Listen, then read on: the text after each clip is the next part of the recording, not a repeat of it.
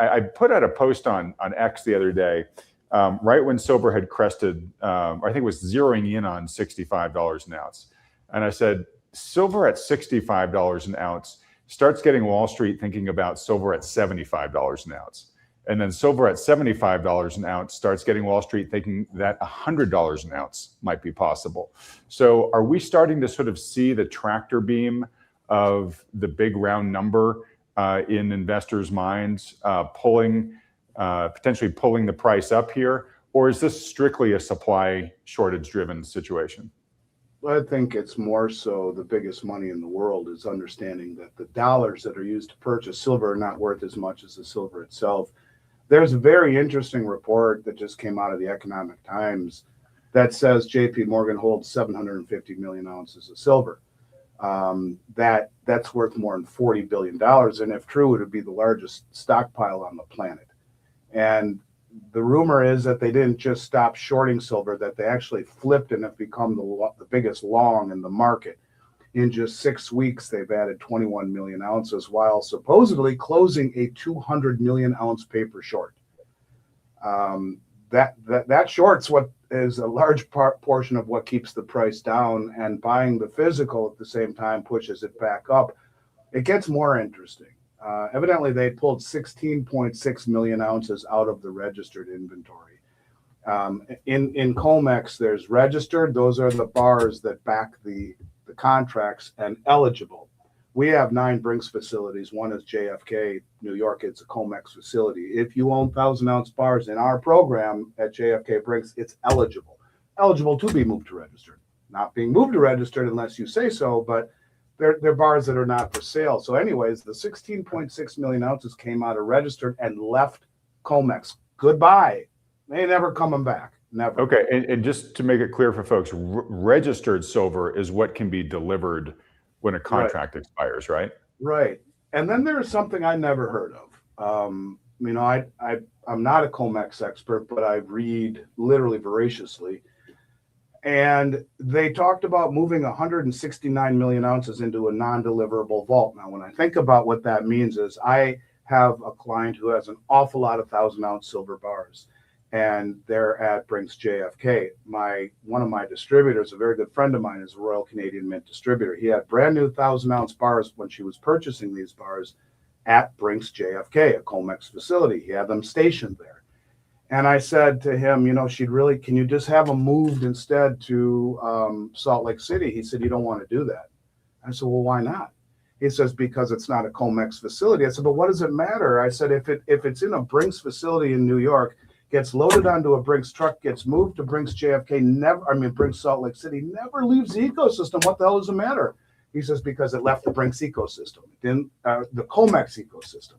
It didn't leave the Brinks ecosystem. Anyways, they say that 169 million ounces were moved into non-deliverable vaults. That means that it still exists on paper, but has been legally removed from the delivery system and can't be used for settlement unless re-registered.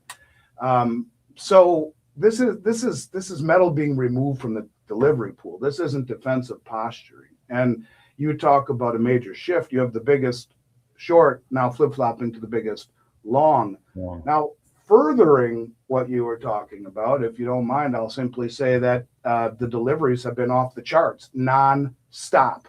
And I've been screaming about this for the last 13 months. In just the first 12 days of the December contract, now I haven't looked over the last 2 days as I have been in meetings and doing other things, but the first 12 days we saw 58 million ounces of silver delivered and almost 3 million ounces of gold. Of course, contracts are being issued all day, every day. Who's got the kind of money, Adam, to take possession? Every single month we're seeing this of 58 million ounces of silver and almost 3 million ounces of gold. Things are changing in a very, very, very big way. So you said JP Morgan might now have 750 million ounces of silver, and you did the math. What was that roughly? About 40 billion. That's the article in the Economic Times is reporting that. Okay, 40 billion? Yes. Okay, 40 billion. Just want to make sure I had the number, and that is a lot of silver. So, yes, extremely notable if JPM has switched from being the biggest short in the silver ecosystem to Actually, maybe it's perhaps now closer to 50 billion, by the way, doing the math. 50. It's Okay. going up so fast. Okay. But those who have been longtime silver owners, sort of know how kind of vilified JP Morgan had been, as a short, right? You remember back to was it the Blythe Masters days? Yes. And she where said they did it for a customer, not for their own house account, which was interesting. Okay. So my question here is, I got to imagine part of the swift priced action that we've seen in silver has been squeezed shorts, right? Where you had these people, these not people, but institutions that had these big longs on silver. I think silver, and you've said many times, it was like the most shorted asset out there, right? So, a short traded the biggest. Yeah. So a short squeeze is when someone is betting the price is going to go down and the price goes up instead. And eventually you're realizing, wait a minute, this thing theoretically it's priced to the upside is unlimited. I'm losing a ton of money here. I don't know how much higher this thing's going to go. So I've got to cover my shorts, which means they've got to step in. They've already sold the asset. They have to buy it back to cover their short. And so that adds additional buying fuel to the rise there. So my question for you, Andy, is do we have any sense where we are in terms of how many shorts are left? In other words, at some point here, do we run out of shorts? Is the short squeeze over? And then if it is, should we expect the price to either pull back or kind of take a breather for a while because there's no more shorts to be squeezed? It's a good question. Since July, the silver short position for the major banks that have been involved in it, I would argue they peaked. And since then, this is where it gets really interesting. Now, there's a theory out there that Tom Luongo has talked about that is very interesting to me. And in a nutshell, he proposes that Trump is pissed off at the European banks, the European aristocrats, the Bank of England, that he believes they were involved in election interference. And hang on one second. I'm sorry, Adam, hang on. No, sure thing. And folks, by the way, I think the lady in the building is going to sign for it. Awesome. Okay, so he believes that they were involved in the election interference and the perception of election interference and any improprieties involved in that and the color revolution, and that he's out to get them. Okay, fine. One of the things that would happen is you see massive draining of the LBMA and say it's tariffs, but it's not. It's reshoring, and now the LBMA is in big trouble. They have 2 billion ounces of paper contracts against 140 million ounce float. If all of those contracts stand for delivery, big problem. Okay, that sets the stage. So since July, it appears as though that the 5 big U.S. banks that have been involved have slashed their net short exposure by as many as 22,000 contracts. And so in essence, what they're basically saying about this is that through November and December, it appears largely, if not entirely, that the U.S. banks, these 5 banks, are almost entirely out of their silver short, leaving the foreign banks, the 3 big foreign banks and other commercials with the majority, if not all of the remaining exposure. And that's the big issue here, is who's going to be left holding the bag. The U.S. banks, see, the way that it normally works is you short in New York and drive down the price. You go long in London to offset, but it doesn't affect the price. So they told all of their cohorts, yeah, we got to cover, there's tariffs, ship it back. All this metal's been coming back. It's not tariffs, it's reshoring. And the banks over there, they didn't do that. Some of them have, but there is a big short position that is being held by the European banks, if what I'm reading is correct, from very, very reliable sources. And some of it in that article that basically says that, yes, the majority of the U.S. banks are flipping to net long. And if that report is right, that JP Morgan, the biggest of them all, has flipped to net long, I mean, that speaks volumes about where the market is ultimately going. And then let's not forget that as of January 1, China is immediately, if not completely, shutting off exports. They are massively curtailing them, and any export that comes out after January 1 will have to have state trading license through Beijing. This matters, Adam, because roughly 70% of the world's silver is refined in China, most of which historically has found its way back into Western markets. The supply is tightening as the demand is increasing, and there are a couple of big European banks that are short. That the systemic chain reaction of it, the contagion, if you will, is something that I think we're not out of the woods yet. But yes, the banks in the West, in the United States, appear to be running for the hills, if you will.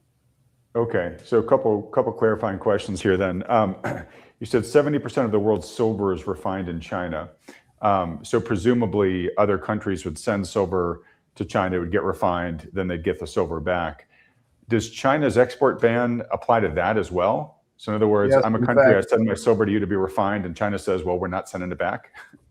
That is correct. That is correct. And so it's not just their own doré. In other words, you're right, and I'm glad you caught that. But it's doré imported globally, refined in China, and historically re-exported to Western markets. And remember, I've said on your show a lot, and maybe now this will make more sense. Look, the three biggest producers in the world in order: Mexico, China, Peru. And I've said on your show and others for the last year that when I talk to guys like Sean Kuhn, the CEO of Dolly Varden, who's told me this flat out, Andy, they're in Peru and Mexico buying silver before it's even refined in pre-refined stages in doré and concentrate. Doré are crudely refined bars. Concentrate is a byproduct sludge. So they crudely refine the bars. They send them for full purification refining elsewhere. China says, you know what? We're number two. You guys are 1 and 3. I'll tell you what, I'll buy all of your doré and concentrate. Don't even list it to the West. I'll pay double. We'll ship it back to China and refine it ourselves. They understand this is playing 3D chess when we play checkers. They have for years been buying this stuff before it ever hits the markets in pre-refined stage, trying to disintermediate the information and the market, and they are positioning for the future. Whereas we sit and worry about, but someone got to Trump. I'm telling you, someone got to him at the beginning and said, if we don't do this, we're dead. And the amount of gold and silver coming into this country since November is so historic. It's a year ago, November. So historic, it's off the charts. And the same thing is true. They've made it a critical mineral. They've put a floor underneath the price of silver. People need to understand this. So the European Union did it at the end of 23. So did we just now. And China says, okay, fine. We are going to curtail, if not completely eliminate exports. It is a what's different this time about other times is this is now geopolitical. This is a race between two, sovereign powers. And it's not about a couple of brothers trying to exploit the system by buying as many contracts as they can and standing for delivery because they realize the inequity between the bars and the contracts. Same thing we see now, but instead of two brothers doing it on leverage, it's China, it's Russia. Yep. It's India, it's Saudi Arabia, et cetera. And now it's the traders here in New York, too. So to your point, it's not an arbitrage sprint of, there's a weak point in the market, let's exploit it and make a bunch of money in a quick period of time on the pop. It's a marathon. It's, hey, we need this stuff. It's critical. We need to lock up supply.